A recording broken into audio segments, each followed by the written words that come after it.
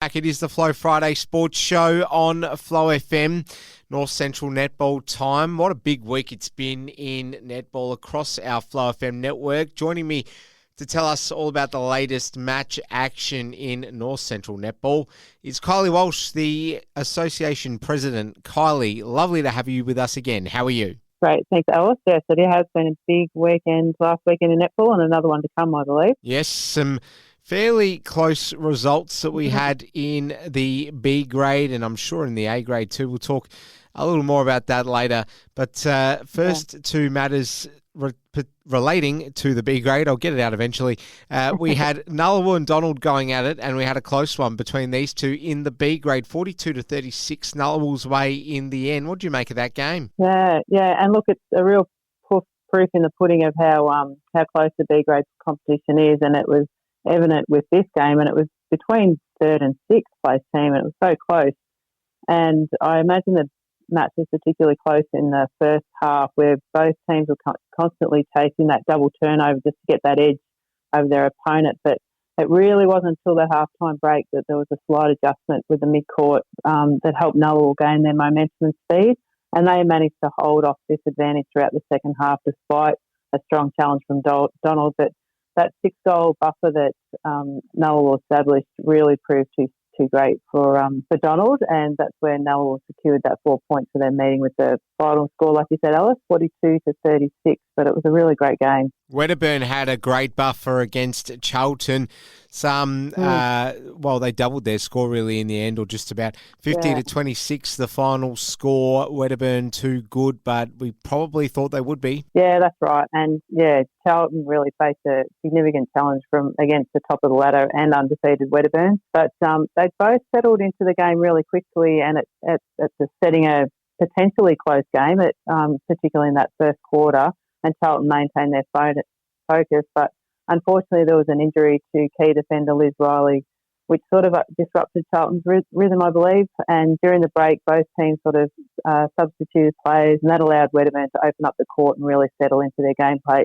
And Redbacks really didn't falter from that point onwards, and they took their opportunity to test some of their valuable combinations. So despite Charlton's confident start, Wedderburn were consistent performance across all four quarters, and like you said, they secured a decisive victory 50-26 over Charlton. Huge win for Sea Lake Nandali against Witchy Narraport, 59-19. Tigers are roaring. Yeah, they are, and they really displayed their strength throughout the game with this one. And Emily Johnson was a standout in the circle for the Tigers. Her sharp focus to the post, that really allowed a confident delivery of the ball into the circle from her teammates. But Witchproof Narraport experimented with a couple of combinations just to gain some momentum and try and reduce the deficit. But Tigers absolutely roared and proved too strong for the Demons, securing that comfortable win, 51-21. Bertrand Watcham looking good in the B grade too, with the 79-14 win over St. Arnaud.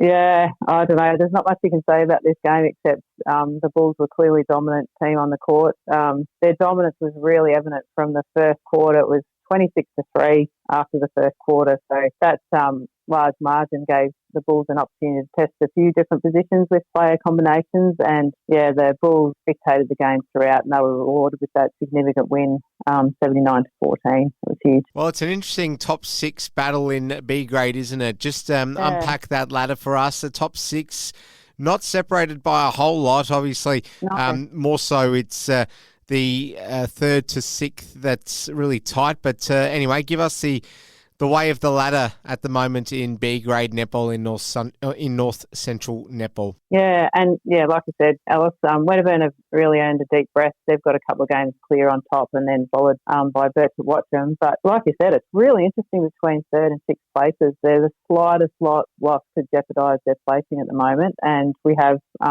Nullawa third place, followed by Port, Sea Lake Nandali Tigers, Donald, and then Charlton, St Arnaud and Witchproof Narraport. But it's really good. It's bit like the A-grade. It's a few things can alter in the coming weeks depending on any upset. Well, to the A-grade we go, and to this week's games. Looking forward to it. Kylie, give us your preview. Yeah, well, we have Sea Lake Nandali Tigers hosting West First at Watcham. So the Tigers I think they've got a significant challenge ahead of them this week when they face the Bulls, and to see they need to recapture that mindset that they had during their fourth round meeting, just to unveil any upset that's possible, but playing without pressure and the sense of netball freedom, and that seems to be their key to successes in the early part of the season.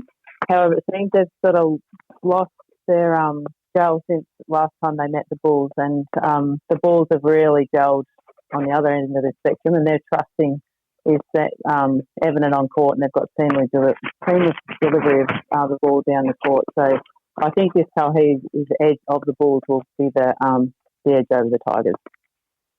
We have Charlton hosting Witchcliff Narraport, and as previously mentioned, Charlton have really grown as a squad and developed a strong belief in each other, and I expect this will continue along their winning streak against Witchcliff Narraport, and that'll keep them within reach of the top four. Sanana will host Nullawul, and I don't think Sanana's home ground advantage will assist Sanana against Nullawul. Despite the slight alterations in their squad, Nullawul will be looking for a strong performance against the Saints just to maintain their position in the top four.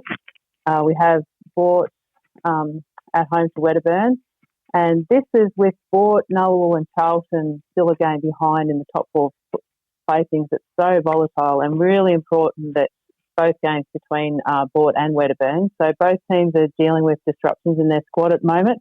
So I'm sure Bort appreciated their bye last week, but the Redbacks will be altering their mid-court with due to some injuries to Meg Lowry and Amee last weekend. So we hope both injuries are not as severe as we initially thought, and we wish them both a speedy recovery. But I think this game will largely depend on the squad's ability to adapt to their slight combinations to settle into their solid bases that they already have. But despite these challenges, I think Wedderburn will come out victors after a very, very close-paced game, and we have Donald with a bye. All right, and before we do let you go, just remind us how that A-grade ladder looks heading into a weekend where there's some netball in one town, in one set of towns, thankfully, Kylie. Yeah.